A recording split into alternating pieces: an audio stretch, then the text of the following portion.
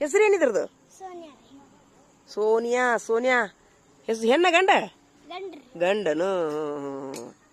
Super ಯಪ್ಪ. ನಾಯಿನ ಹಚ್ಕೊಡುದಿಲ್ಲಪ್ಪ ಯಪ್ಪ. ನಮ್ಮ ನಾಯಿಗೆ ನರಗಡಾಗ್ಬಿಟ್ಟೈತೆ. ನನಗೆ ಒಳಗೆ ಬರ್ತಾವು. ಒಳಗೆ ರೂಢ ಮಾಡ್ಕೊಬೇಡ್ರಿ ಅದಕ್ಕೆ. ಎದ್ರಾಗಬೇಕಾದ್ರಾಗ ಬಾಯಿ ಇಡ್ತಾವು.